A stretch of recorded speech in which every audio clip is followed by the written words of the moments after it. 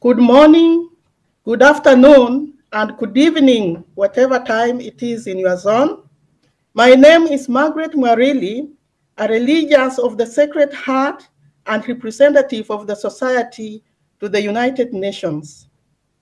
I am honored to moderate this session today, January 22nd, the International Day of Education, an event that is organized every year by the UN NGO Office for the Family of the Sacred Heart.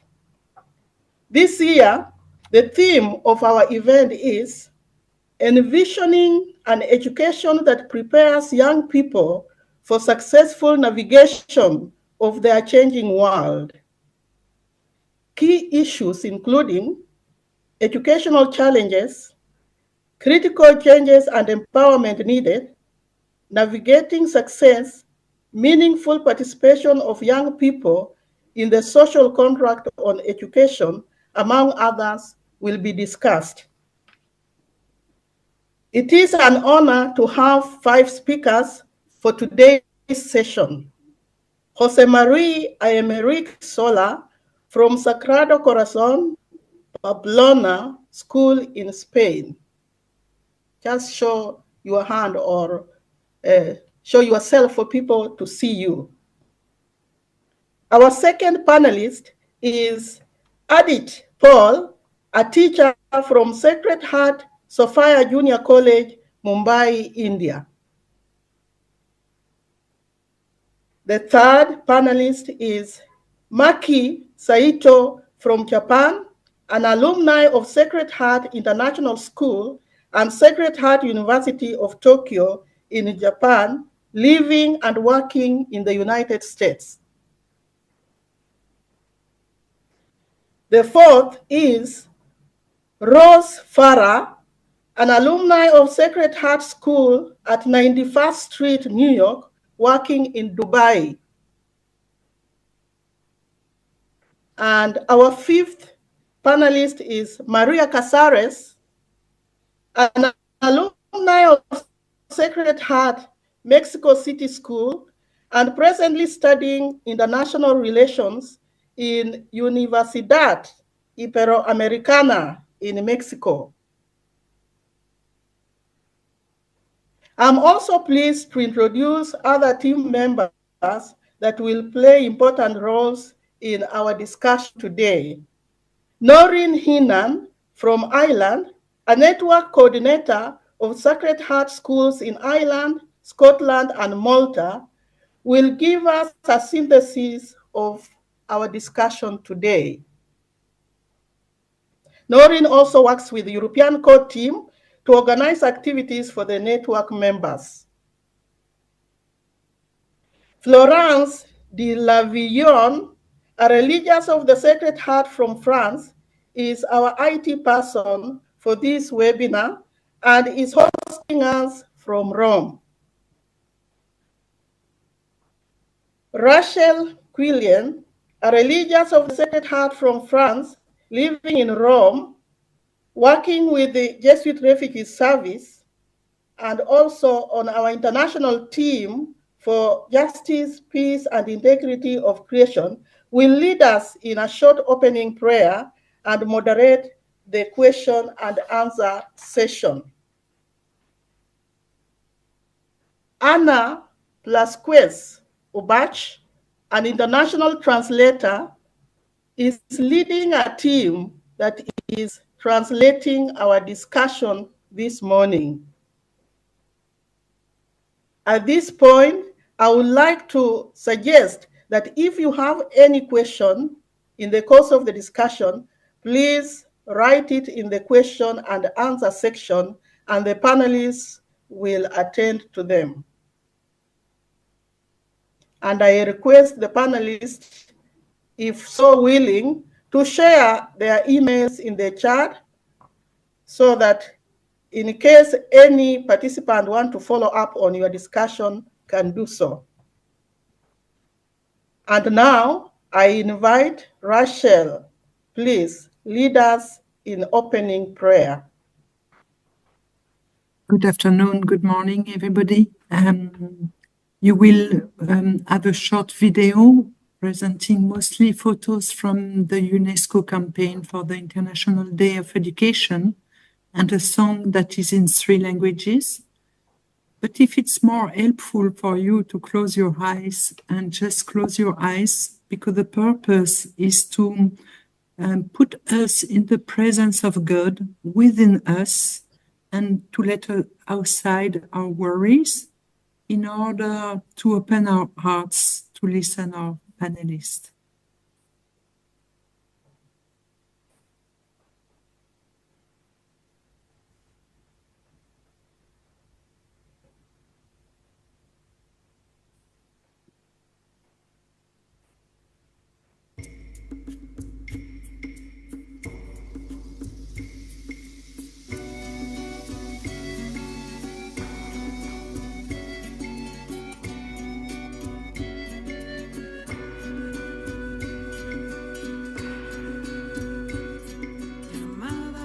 A ser un solo cuerpo, embarcadas hacia la comunión, renacer de lo profundo del silencio a la escucha del latido de la vida en la creación. Appelé à vivre des vies plus humaines, simple à habiter par ta voix, dans ce monde brisé béni, offrande de joie, renaissance de cœur. Many life in the mission as one body, Jesus Christ is our journey in trust and open ways, offering who we are and all the gifts we have, creating other pathways of responding all as one. El Espíritu bendice este camino, inspirando nuevas formas de construir nuestra misión, convocando a ser respuesta compartida, artesanas de esperanza, compasión y libertad.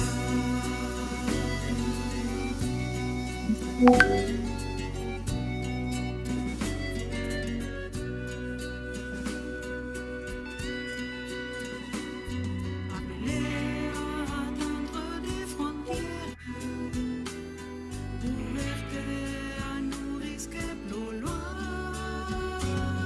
nous laisser transformer par le monde assoiffé de justice, l'amour et dignité. Let us care for the tread small sea, weaving webs of solidarity, embracing new green shoots of hope emerging, a deep gaze full of life as we break our bread. Construisons la mission avec d'autres, marchons dans les chemins de Jésus de Nazareth, offrons ce que nous sommes, ce que nous savons, recreando otros caminos de respuesta en comunión. El Espíritu bendice este camino, inspirando nuevas formas de construir nuestra misión, calling us to be a daring force of love, being artisans of freedom, sharing hope, meaning and life, de liberté y libertad.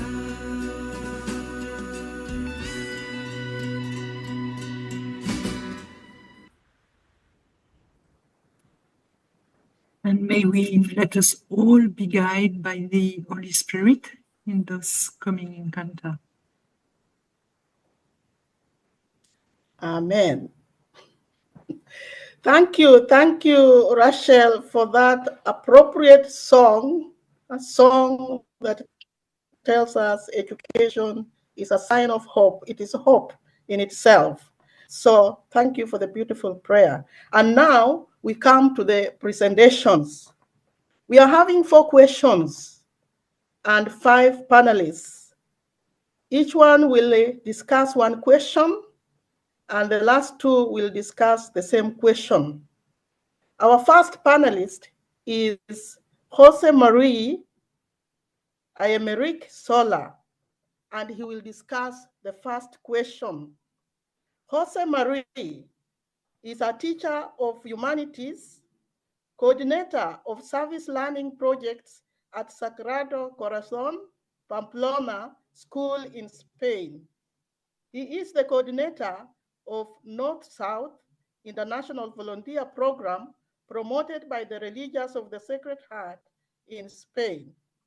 He belongs to the movement such as Transpirenica Social Solidaria, which promote the social inclusion of vulnerable young people. He is a member of several organizations that promote education and social commitment in Navarre, Spain, and Europe.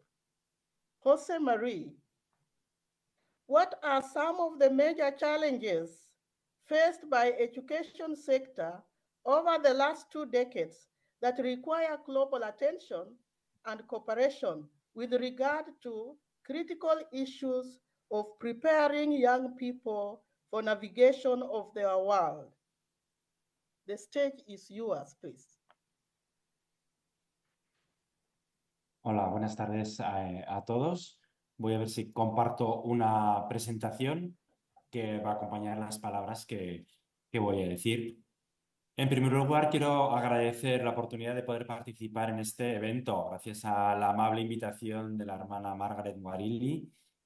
Precisamente son ya 2 décadas las que llevo trabajando como educador en un colegio del Sagrado Corazón en Pamplona, España, y espero ser capaz de responder a cuáles han sido los retos a los que se enfrenta el mundo educativo, de los que yo mismo he sido testigo en los últimos 20 años.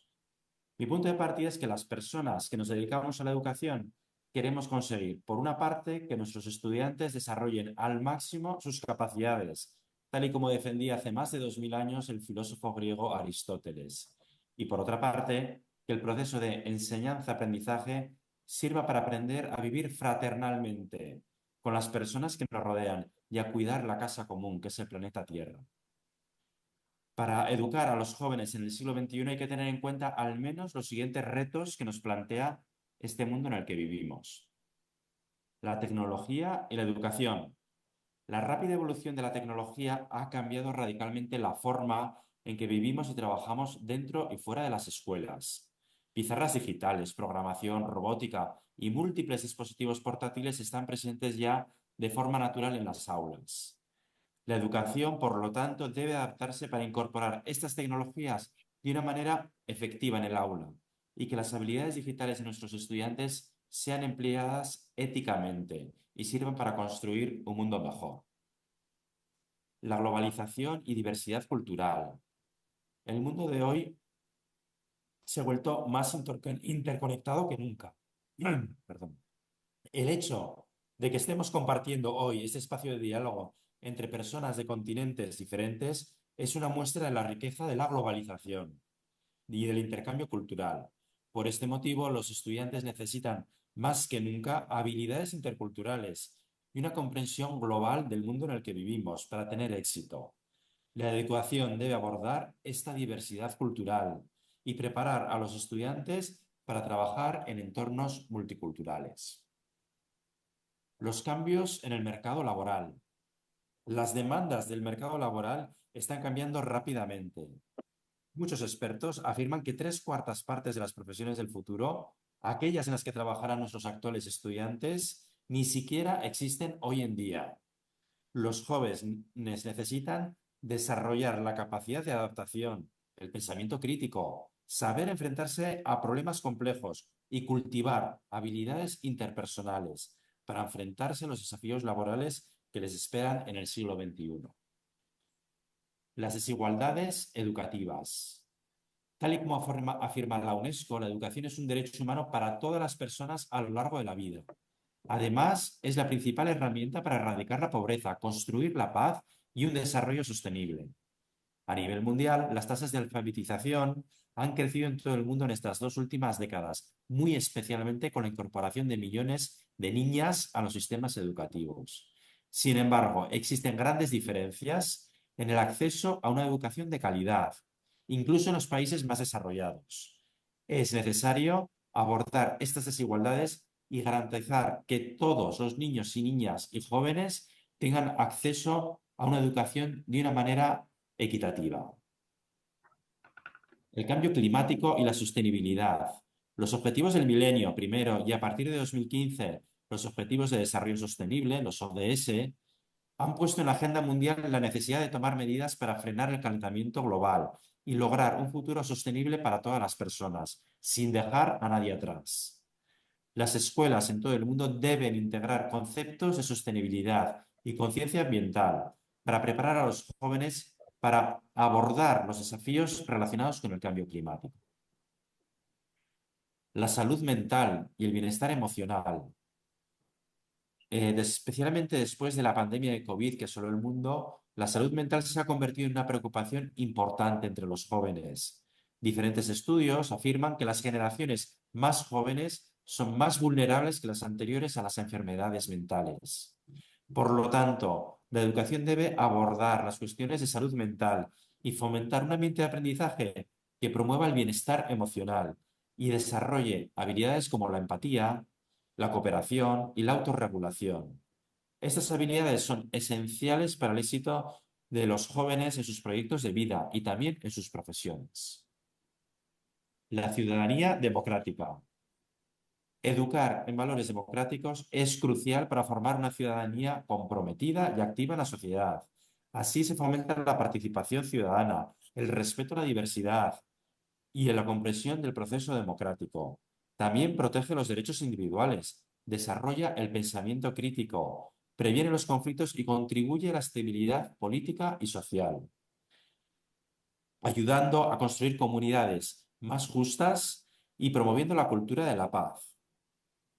La educación debe preparar a los jóvenes para ser miembros informados y comprometidos en sociedades democráticas, construidas sobre la base de la libertad, igualdad y justicia. Y ante estos retos, ¿qué podemos hacer desde la educación? La respuesta no es sencilla, pero puede servirnos de referencia el informe de la Comisión Internacional de la UNESCO sobre los futuros de la educación. Fue publicado en el año 2022 y lleva por título Reimaginar juntos nuestros futuros, un nuevo contrato social para la educación. En este texto se afirma que es necesario un nuevo contrato social para una educación que repare las injusticias, al tiempo que transforma el futuro. Este nuevo pacto se debe basar en los derechos humanos y en los principios de no discriminación, justicia social, respeto a la vida, dignidad humana y diversidad cultural. Debe incluir una ética del cuidado, reciprocidad y solidaridad.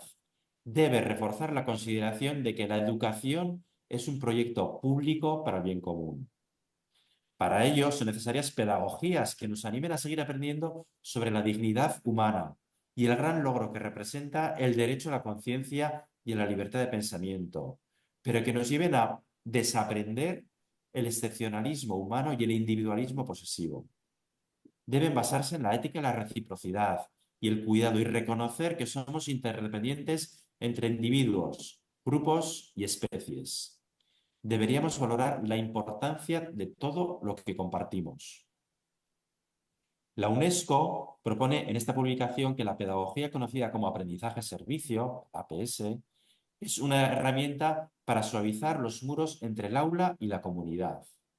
El APS promueve proyectos pedagógicos bien articulados, en los que los estudiantes aprenden mientras responden ante problemas o necesidades reales de su entorno con la finalidad de mejorar. Se trata de educar al servicio de la comunidad. Integrar proyectos de aprendizaje-servicio en los planes de estudios permite a los estudiantes aplicar sus conocimientos para abordar problemas en su entorno, desarrollando habilidades prácticas, conciencia social y un sentido profundo de responsabilidad cívica. Esta metodología prepara a los jóvenes para enfrentarse a los desafíos actuales, los empodera para ser agentes de cambio positivo en el mundo en el que vivimos. La Fundación Educativa Sofía Barat, que agrupa a 14 centros educativos del Sagrado Corazón en España, entre los que se encuentra el Colegio de Pamplona, en el que yo trabajo, compartimos un modelo pedagógico que llamamos Por Ti. Esta propuesta anima al personal educativo a dar a cada persona una formación integral que le ayude a crearse un criterio propio respecto al mundo y le dote de recursos para ser una persona competente, capaz de protagonizar los cambios que hagan cada vez un mundo más justo y más humano. La propuesta se compone de 7 líneas de fuerza, las que me quiero detener en la primera: educar para transformar.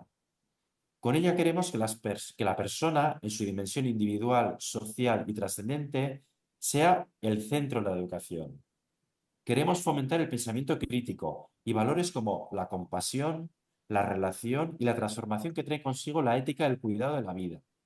Acompañamos al proceso de fe de las personas y los grupos comprometidos con la justicia, paz e integridad de la creación. Generamos procesos educativos para que los estudiantes sean conscientes de la realidad, reconozcan su dignidad, descubran sus capacidades, tomen sus decisiones y se guíen por los valores del Evangelio. ¿Y es posible llevar todos esos buenos principios a las aulas? La respuesta es sí, y os lo voy a mostrar con ejemplos reales de proyectos de aprendizaje-servicio implementados en mi colegio en los últimos años. La nariz que hace sonreír. Niños y niñas de 5 años aprenden sobre el cuerpo humano y qué ocurre cuando enferma. Además, preparan una actuación vestidos de payasos para niños y niñas hospitalizados. Superinventoras. Niños y niñas de 8 años aprenden sobre mujeres inventoras y pioneras en diferentes campos, como el arte, la política o la ciencia. Además, reivindican la restauración de un mural cercano a nuestro colegio dedicado a estas mujeres que había sufrido ataques vandálicos. Jardines efímeros. Estudiantes de 14 años diseñan y construyen unos jardines dedicados al cambio climático en una zona deteriorada de nuestra ciudad. Lo hacen colaborando con otros centros educativos y las autoridades de la ciudad. 1000 horas para cambiar el mundo.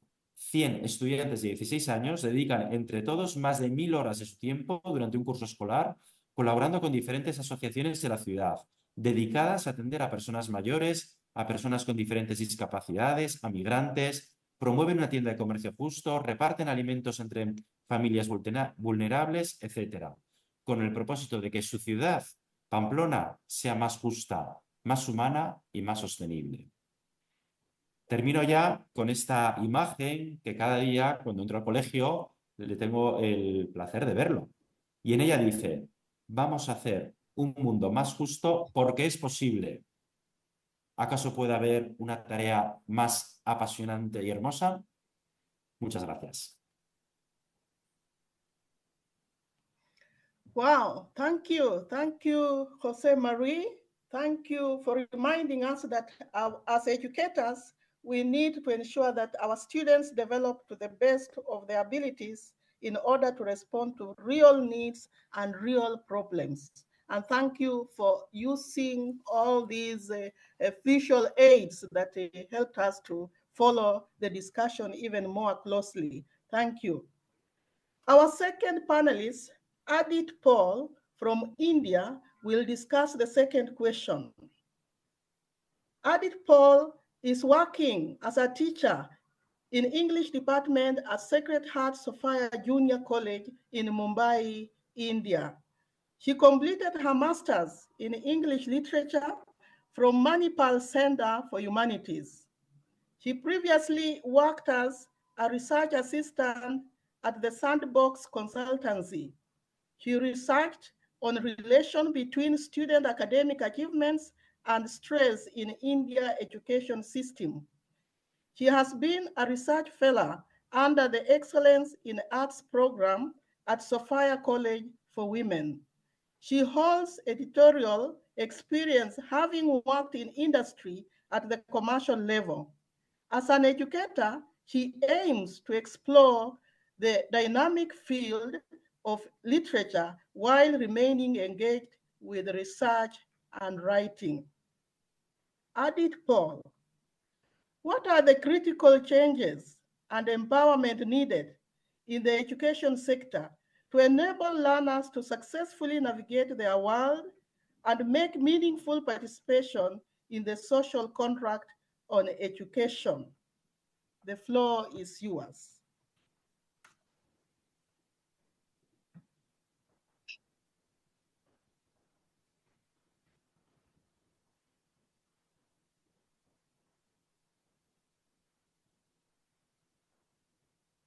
Thank you. Thank you, sister, for your kind words. I also thank Jose Marie for his really knowledgeable insights into the challenges faced by the field. The changes that we will attempt to discuss today are in direct response to these critical challenges that have been noted already. I would like to start by talking about how education needs to be seen from a bird's eye, not from a bird's eye view. So we do not only rely on curricula and educators, but we also rely on institutions. We also rely on those concerned with the governance of those institutions, such as our policymakers. So change will need to be implemented in 3 levels. The first is your classroom, where educators are your main actors. Then your institutions like your schools, preschools, universities, and associated. Then you have your educational system itself and your educational policymakers who will actually be able to bring about the changes that we are going to talk about. I will talk about changes in relation to the challenges. So the first area of focus would be the concern of equity and equality in education. While the UN states that primary and secondary education is a basic right awarded to all children, on the ground level, we are aware that educational opportunity is not provided to all everywhere, and equity in education is also something that is suffering. So we need to consider how it is that we are to ensure that there is equitable distribution of education to all. If we are to only look at education from the purpose of productivity, it leads us towards a singular mindset, which will allow for rapid expansion and growth, but it will not hold space for the civic and humanistic aims of schooling, which will then see our learners consequently suffer. The COVID-19 pandemic has also highlighted these concerns regarding equity and equality.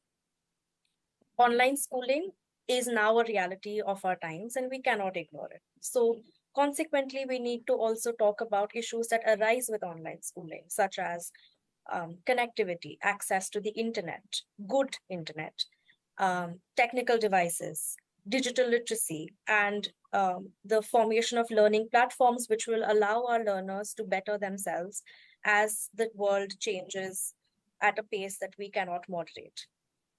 All of this is to say that equity and equality cannot ignore the means which will allow them to achieve their goals. When we talk about quality of education, that also will talk about equity in education.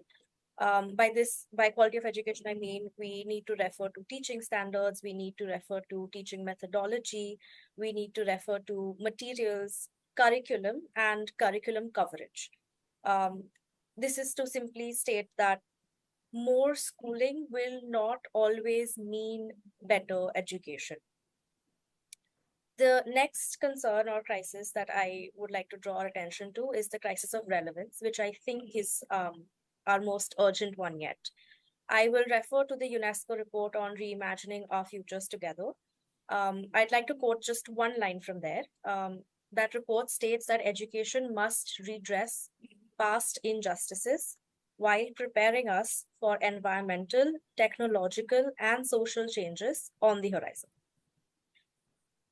If we are to actually implement changes in this light, then we need to first have a conversation on what it would mean for environmental, technological, and social changes to be in terms of the generations that we call our future, and what kind of injustices require us to pay attention towards them.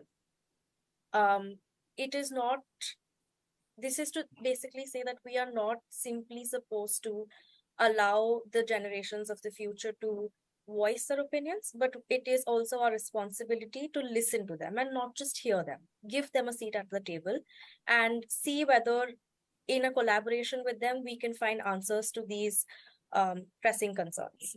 I'll bring a much more concrete example to the table. So the 2023 report on the SDGs makes a note of how global climate change education has a lot of youth demand, but that demand has not been met yet. And the report further states that there was an analysis done of about 100 countries, and when their curriculum frameworks were taken a look at, nearly half of them did not mention climate change. If we do not meet the needs of the hour, if we are not presenting our students and our learners with action-oriented education, we will not be able to address this crisis of relevance that we are facing currently. To achieve all of these lofty goals, we need financing. So education financing becomes a concern, and education financing does not only mean funds, but it also means budgeting. The 2023 SDG report states that in the past 2 decades, government spending on essential services like education has vastly increased. And while that is a good thing, the report also notes that the spending is higher in advanced economies as compared to emerging or developing economies. In contrast, the 2022 Transforming Education Summit report notes that when low-income countries or conflict-affected countries have called for technical or financial assistance with regards to Goal 4, which is quality education, very few countries have been able to step up and express commitment in ensuring that there is flow of aid for this matter. So when you're coupling something like underinvestment with learning losses, which we have seen and continue to see, we are setting ourselves up on a path where by 2030, we will have many out of school and many yet in school, yet unable to express the skills that is expected of them at their levels. When I say education financing, I also want to say that we should draw our attention towards accessibility and infrastructure. And infrastructure here would encompass whatever constitutes a safe education. So safe education as a definition needs to then be expanded. It cannot only mean inclusive, equitable, and gender responsive education. It should also include basic amenities like electricity, water, sanitation, seating facilities, disability adapted facilities, and digital infrastructure, all of which are simple responses to the conditions of the institute in the moment of its existence. To wrap it all up, I would just say that education is a holistic learning process, and we will learn throughout our lives. And as we are learning throughout our lives, we will learn to change. And as we change, we adapt, and then we grow, and then we learn what it means to live a meaningful life. So change can never occur in isolation. The elements that I have mentioned today are the tip of the iceberg. There are a few of the very many areas in which we can place our focus and emphasis on. And this is simply the beginning of the conversation.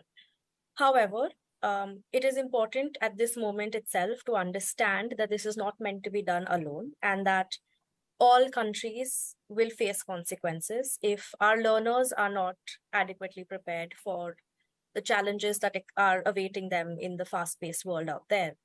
So collaboration and cooperation become the need of the hour. And I believe that we can all contribute towards this effort of overhauling education. Thank you. Thank you. Thank you, Adit Paul, and more so for stressing that The education we offer needs to prepare young people for any changes they will encounter in their lives. Thank you so much for sharing your knowledge. We now come to our third panelist. Third panelist is Maki Saito. Maki Saito is from Japan and lives in the United States. She is a social business consultant. She is an investor. She is real estate agent, best-selling author, lecturer at the business school. She is a mother of one daughter and a change maker. She attributes the foundations for these endeavors to her education at the Sacred Heart schools in Japan and the United States, as well as her travels to different parts of the world. Maki, what would meaningful participation of young people in the social contract on education look like? The floor is yours. Thank you, Margaret. Let me share a small slide that I created for today.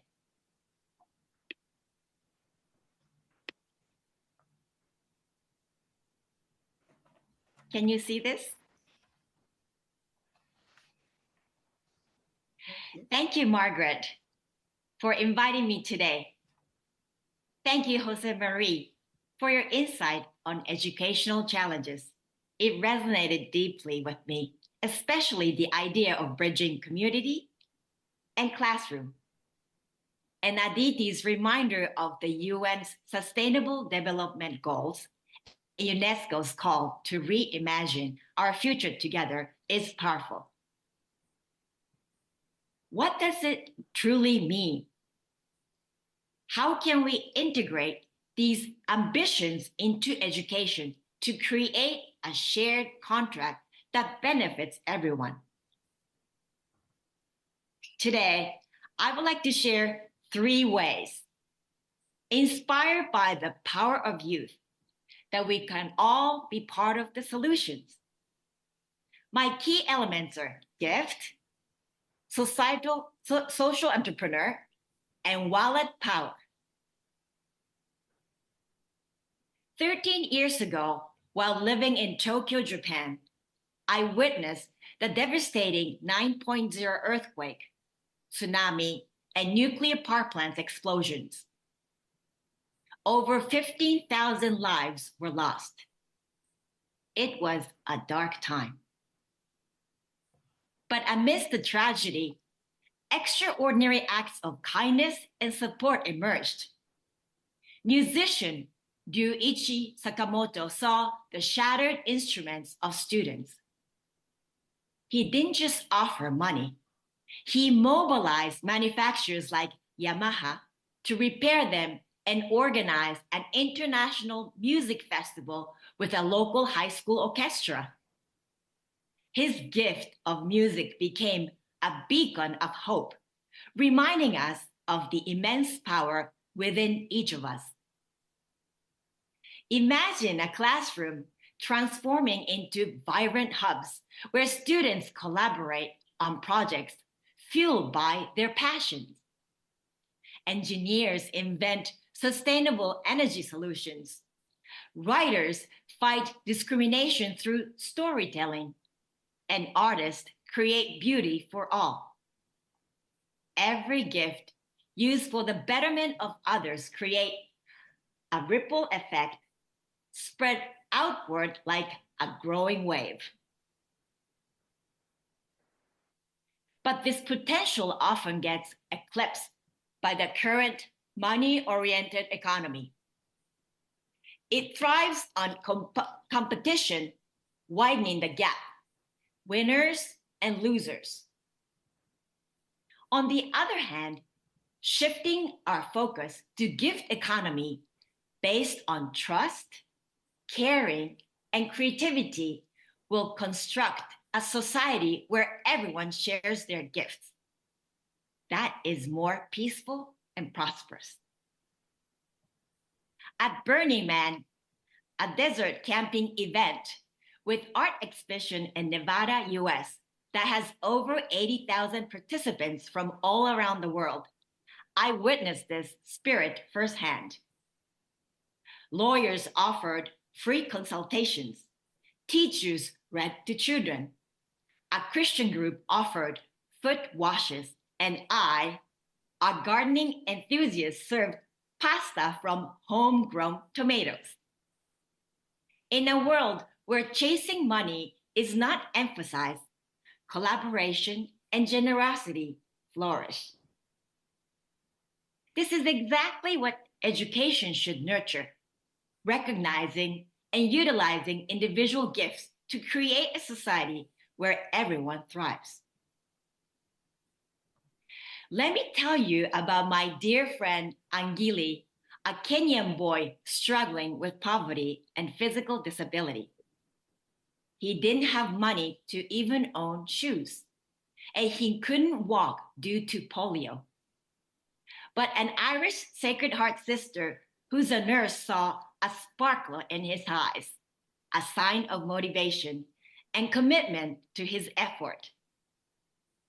She ended up facilitating his rehabilitation and supported his dream of becoming a shoemaker.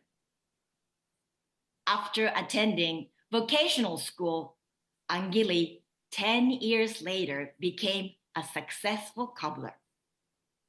I cried upon receiving his letter with the news. I was so proud of him. Angili is not just an entrepreneur. He's a social entrepreneur. His business woven with inclusivity and community. His story embodies the spirit of new social contract. We need an educational system that nurtures social entrepreneurs and students who see problems as opportunities and solutions as business for societal changes. Imagine a universities not just churning our graduates, but empowering young change makers who tackle climate change, bridge societal divides, and build sustainable communities. These are the waves that will truly reshape our future. The Sacred Heart schools, spanning 40 different countries and 200 schools across 5 continents, were founded by one sister, Sister Margaret Sophie, 200 years ago during the French Revolution.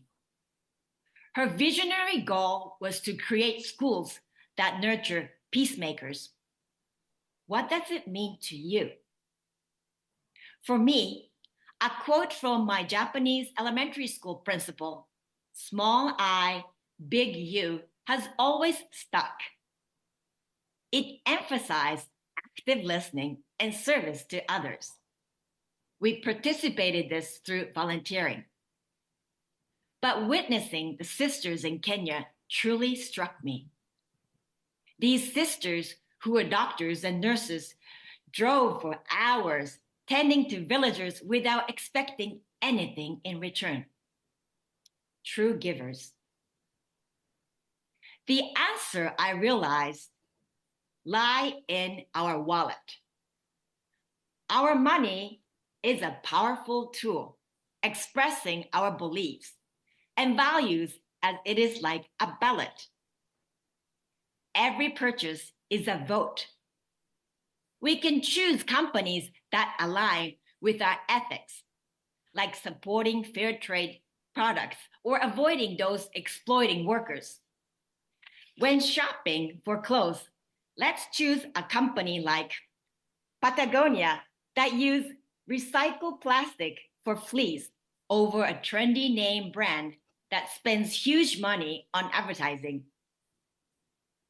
Let's be conscious about using our wallet so that we can directly contribute to achieving UN's goal. Remember, your wallet is your voice. Each conscious choice every act of kindness, every dollar spent with intention adds another ripple to the growing wave.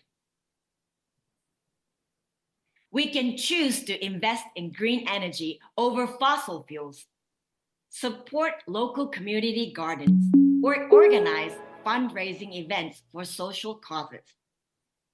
Every action, however small, contributes to building a better future. The challenges we face may seem daunting, but we have the power to overcome them. By harnessing the power of youth, unleashing the tsunami of individual gifts, and embracing the tide of social entrepreneurship and conscious consumerism, we can reimagine education. We can build a world where small I, big U thrives, and create a future every ripple become a wave of positive change. Let's empower our youth to be more than students. Let's support their endeavors to be architects of a more just, sustainable, and joyous world. Let's ignite the spark in their eyes, unleash the symphony of their talents, and together ride the tsunami wave of change towards a brighter tomorrow. Thank you.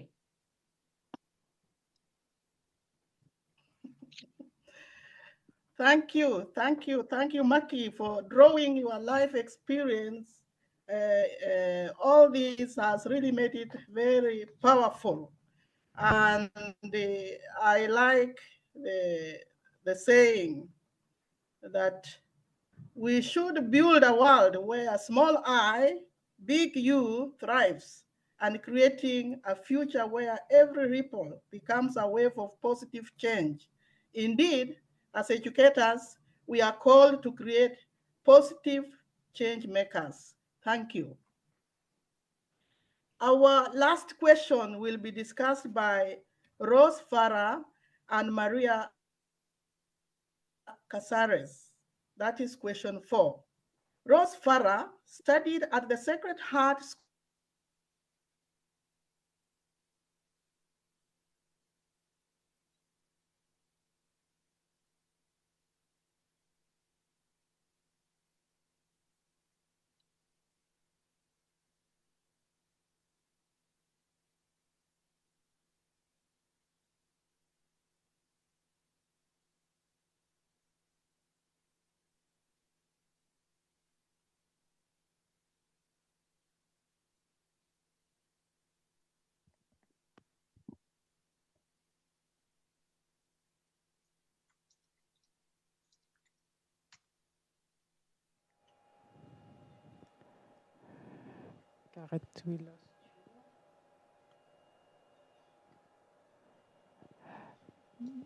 Margaret, we lost you.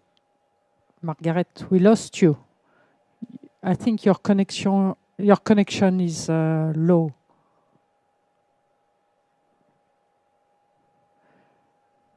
Rose, are you the next one? Maybe Maria is the next one. Okay. Yes. So my name is Maria. I'm an alumni of the Sacred Heart. Just. Okay.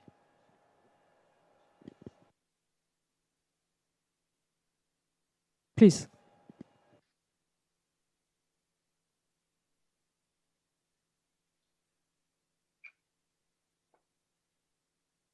Perfect. Thank you. My name is Maria, and I'm an alumni of the Sacred Heart School in Mexico City. And right now I'm studying international relations. The question that Rose and I will discuss right now, it goes as, how is or has Sacred Heart Education with its values prepared the young people for successfully navigating our world? School, 91st Street in New York, you are a consultant at the Bridgespan in Ethiopia. How is should I continue? Well, I'll continue. So I'm a university student, and I've come to appreciate the multifaceted role that the Sacred Heart education plays in preparing us young people for successfully navigating the world. In the education experience, as Aditi said, it goes beyond textbooks and exams. It encompasses a holistic approach that equips students with a diverse set of skills and perspectives that are essential to thrive the complexities of today's world. I will just share with you about 8 or 9 examples that I have learned through my Sacred Heart education that I am using in my university stage. First of all is critical thinking and analysis. Through the Sacred Heart education, it encourages us to cultivate a critical thinking and analytical skills that challenges and to question our assumptions and evaluate what we believe. The second one is research and information literacy. As we live in a world full of information, knowing how to vast a sea of information is very important for making informed decisions in this world. The third one is adaptability and resilience. University life is a dynamic environment mirroring the uncertainties of the world. And knowing how to adapt and be resilient with those changes is essential. The fourth question, set of skills that I have learned is the cultural awareness and diversity. Through different experiences that the Sacred Heart has given me, I have learned to appreciate and be passionate about different cultures and diversity, and learn to know how to work collaborative with people from different walks of life and appreciate the differences. I have also learned communication skills that are essential if we want to find common ground with others and find connection. And another set of skills that I have learned is the ethical decision making, which is very hard in a world that it's very politicized, and we sometimes forget the value of integrity. Another thing that Sacred Heart education has given me is network opportunities. Sacred Heart education provides a unique environment for networking with professors, alumni, fellow students, the society as a whole. And one of the best examples is this event. The global citizenship that I have learned and the importance of this in my Sacred Heart education has been one of the most important things for me. Through international programs, exchange opportunities, and global focus coursework, Sacred Heart education encourages a sense of global citizenship, not only as a belonging, but also a responsibility, understanding that we are not the center of the world, and that if we want to make a change, we cannot think as our nation-based point of view.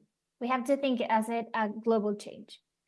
And the final thing I will speak about today is the spirituality that leads to action. It's not only a sense of spirituality that helps as a person, that guides decisions or makes it easier to thrive in an uncertain, in a world full of uncertainty, but it also helps us, this spirituality, to take action. And as Maki said, to find a way to give, and also Jose Mari said this about it, education that it captures to action. And I think that's one of the most important things that the Sacred Heart has given me. I will now give the space to Rose. She will speak from her young professional point of view. Thank you so much, Maria. That certainly resonated based on my experience at Sacred Heart. It's really an honor to be here today and to see all of you. By way of introduction, my name is Rose Farah. I studied at Sacred Heart 91st Street in New York City for 14 years. And my life and my goals have been certainly shaped by the values of a Sacred Heart education. And so that's what I'd like to share with you today.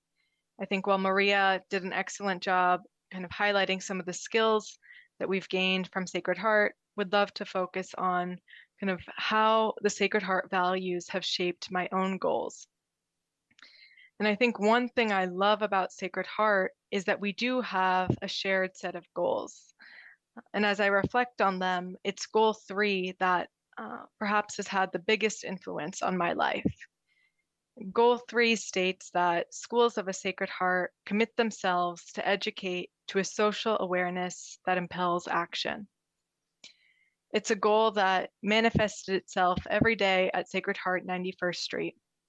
Whether we were hosting a fundraiser for our sister school in Uganda or delivering meals to older members of our community.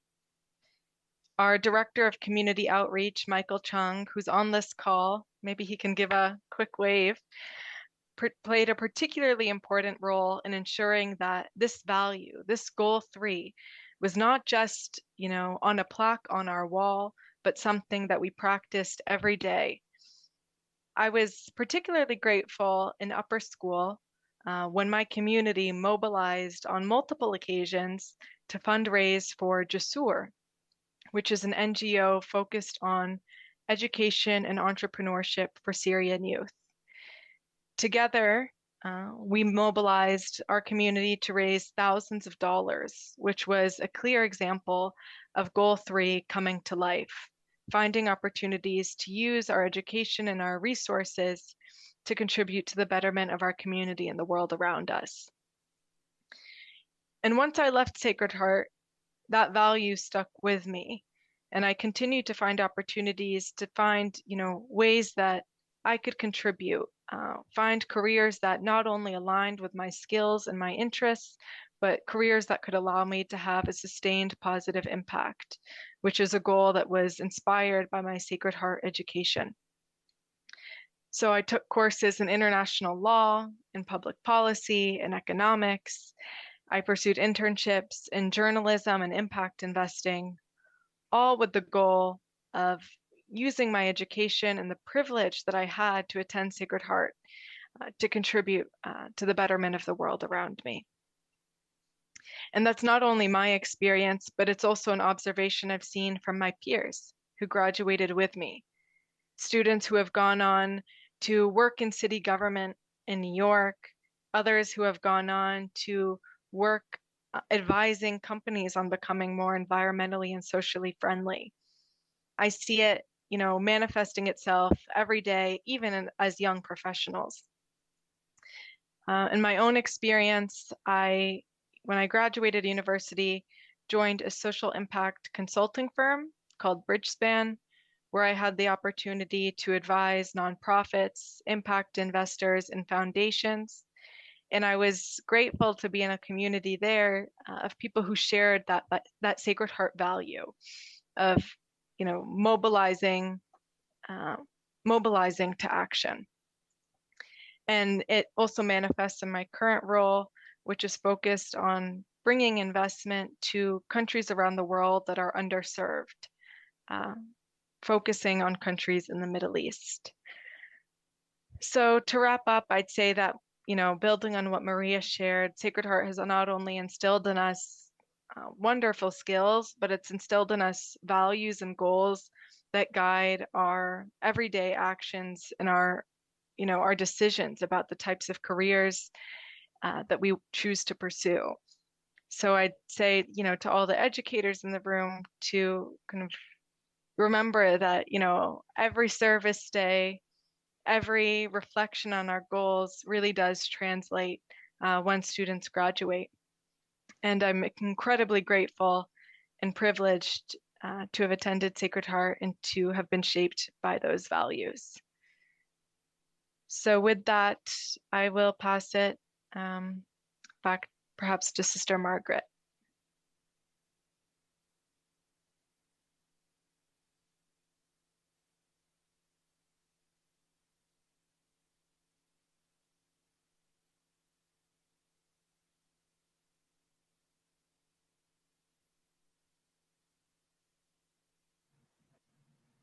Hello?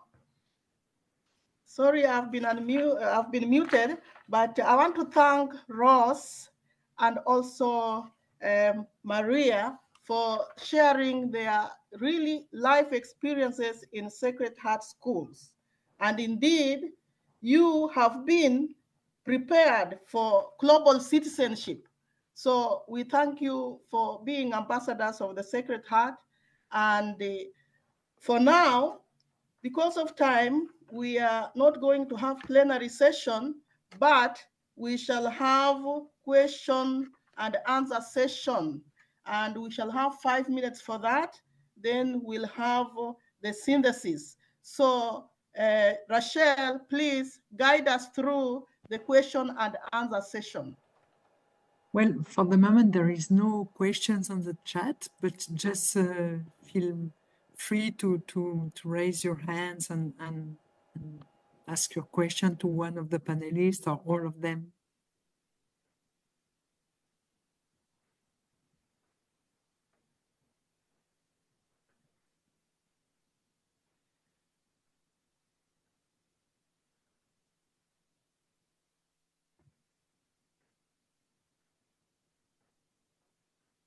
Okay, so if there are no questions, I would like to invite if there is No, any... there are questions, Margaret, maybe from Okay, go Carla ahead. Reyes and after for Yolanda.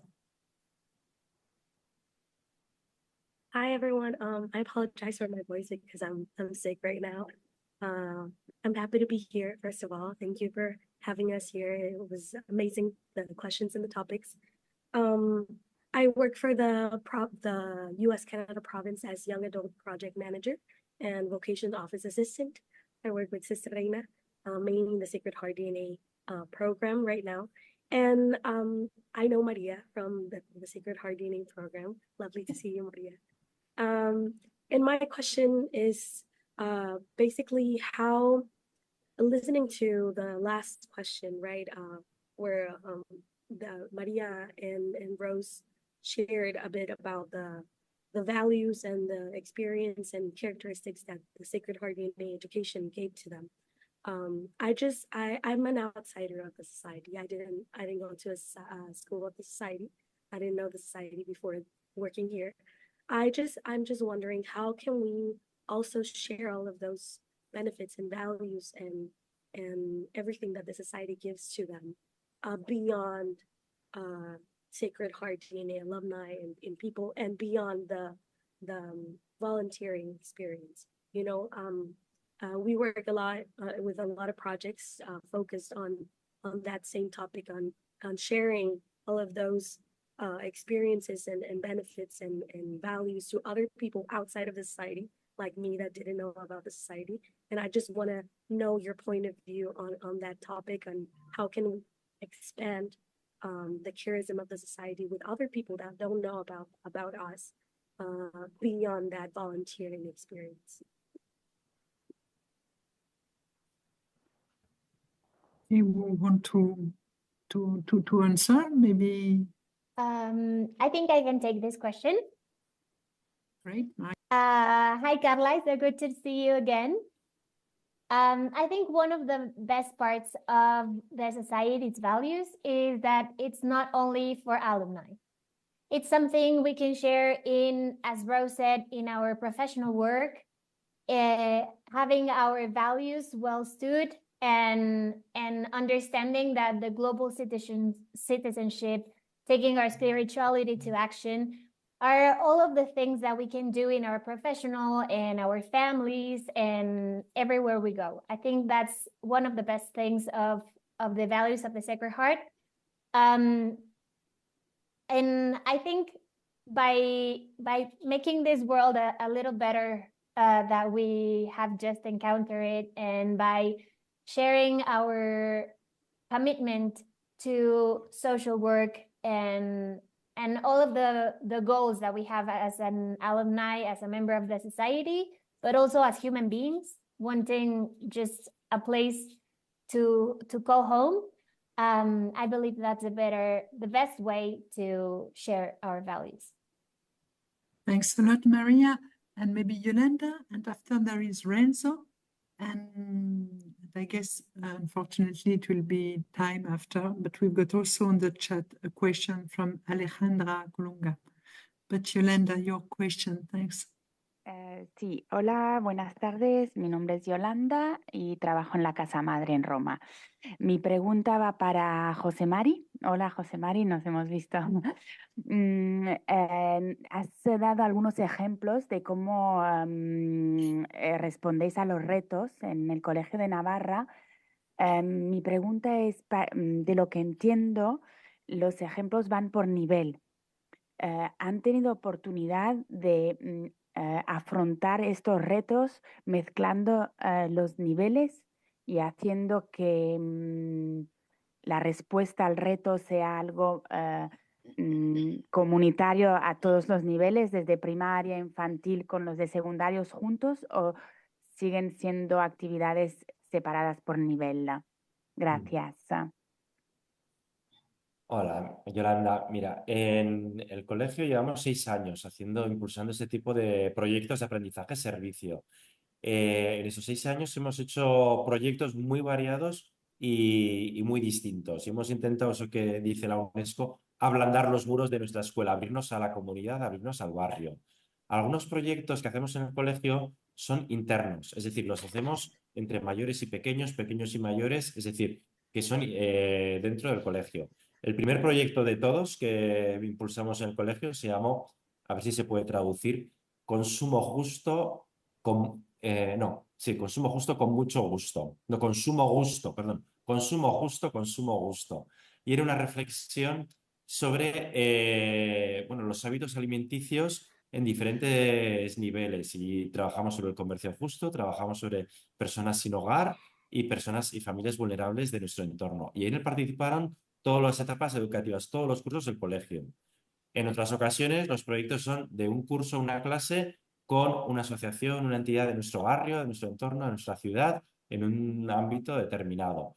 Es decir, los proyectos son muy ricos y muy variados. Hay proyectos cortos, hay proyectos largos, hay proyectos con una asociación, hay proyectos que colaboramos a la vez con 5 asociaciones, hay proyectos que hacemos con otros colegios, otros los hacemos nosotros solos. Es decir, que recogemos todas las iniciativas que podemos para intentar hacer proyectos educativos que transformen este mundo.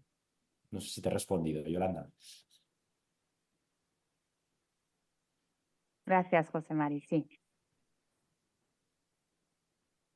Thanks a lot, José María. And maybe the last question to Renzo. Sí, buenos días, ¿se me escucha? Yes, very well. Ok. Bueno, agradecer primero que todo a esta gran oportunidad que tenemos todos los formadores, formandos del Sagrado Corazón por dar testimonio de nuestra misión, ¿no? Y heredar esa espiritualidad de Magdalena Sofía. Más que una pregunta, un comentario, valoré mucho todas las exposiciones, los diálogos, pero me quedo también con el de Aditi Paul, que hablaba un poquito, me gustó mucho esto de trabajar con las nuevas generaciones para aprender de las injusticias del pasado, ¿no? Y lo proyecto en el sentido de que a veces se vuelven a cometer los mismos errores en nuestros países, en nuestras sociedades, en nuestro contexto, si es que no se evalúa la crisis del pasado. Y nosotros tenemos una gran fortaleza, un gran poder, que es formar a las generaciones que van a ser líderes de nuestras sociedades, de nuestros entornos. Y si no les ayudamos a ver esos errores del pasado, los van a volver a cometer. Y valoré también mucho el tema de cómo formando de esta manera podemos lograr, todos los expositores lo han dicho, el testimonio de las exalumnas creo que fue valioso, el tema de transformar el entorno, transformar la sociedad. Esa gran fortaleza y poder que tenemos de formar a las generaciones para transformar el entorno en el presente y en el futuro. Muchas gracias.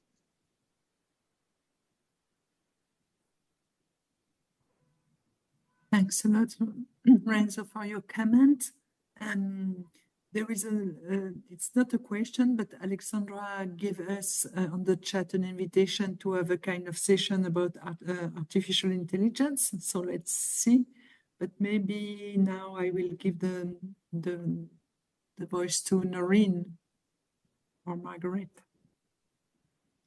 Yes, we invite Noreen. Thank you very much, Rachel, for carrying us through that session of question and answer. And now, Noreen, please take the floor to give us a summary, a synthesis of the day. Thank you. Welcome. Thank you, Margaret, and good evening, everybody. I think everybody will have their own idea as to where this discussion began and where it led as we listened to these fantastic participants.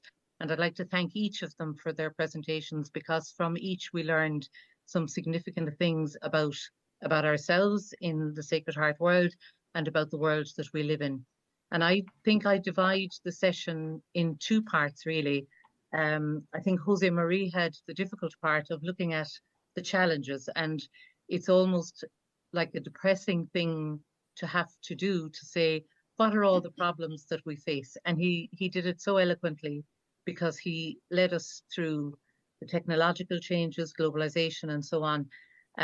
But to link his opening part, where it was all about the challenges, when he shared the poster at the end where the students are walking into the school, and on their back it says, "Let's make a fairer world because it is possible."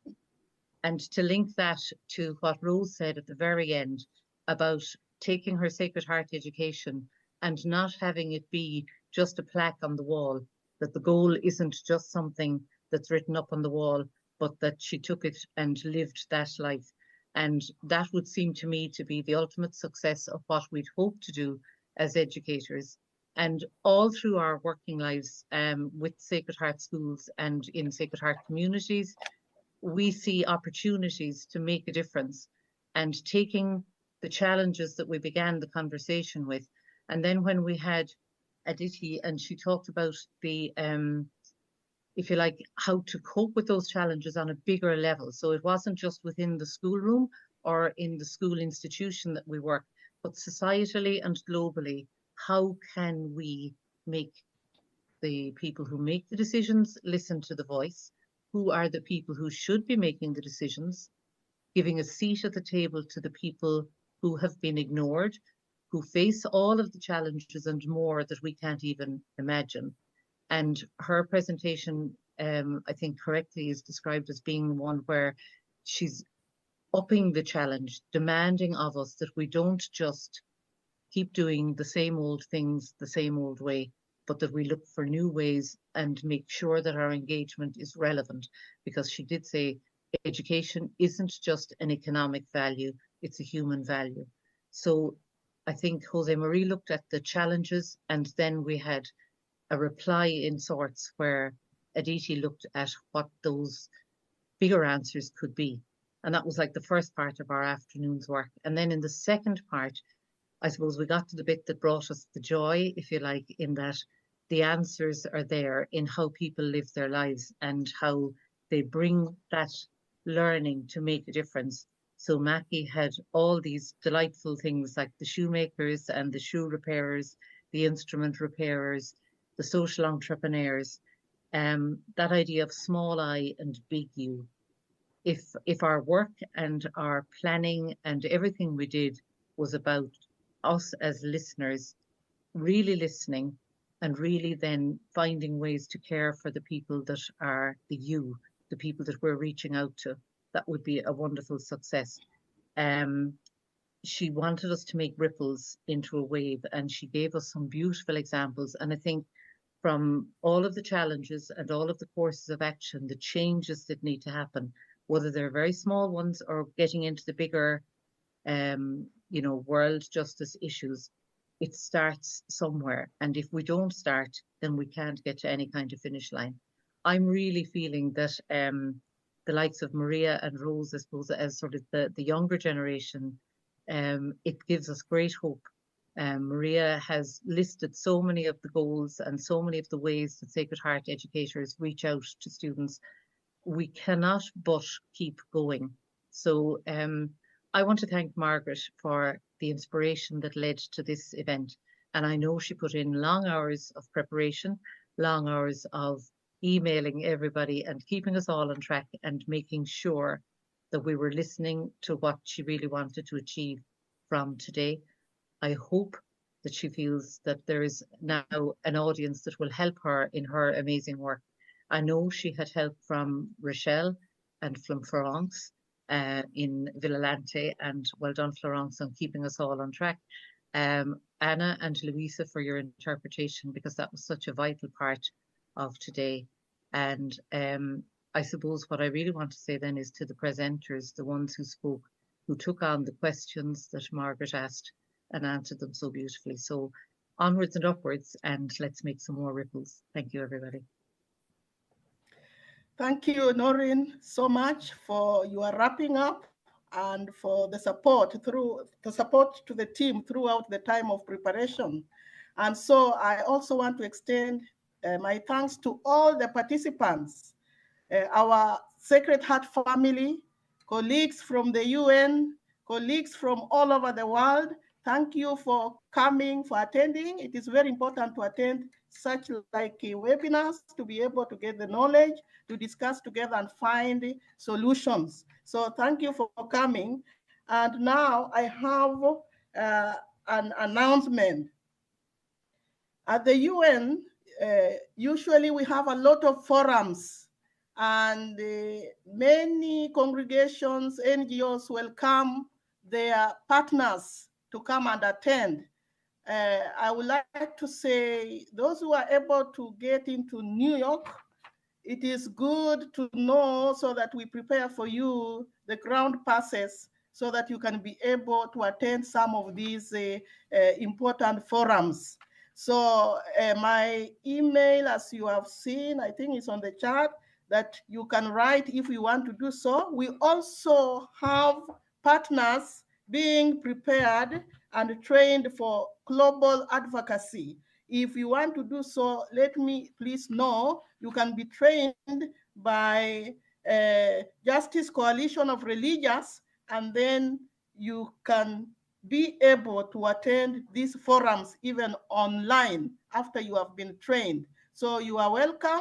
Those who have schools and they want to bring students to learn more about UN, I think 91st Street has done it, Greenwich has done it, Japan has been doing it. You are free to organize and let us know how we can connect you so that you can learn more about global citizenship, global justice, advocacy, and so on. Thank you, everybody, for coming, and thank you for attending, and all who participated and those who gave the talks. I'm so grateful. So thank you, and see you next year at such a time again for this kind of event, International Day of Education. Thank you, and bye.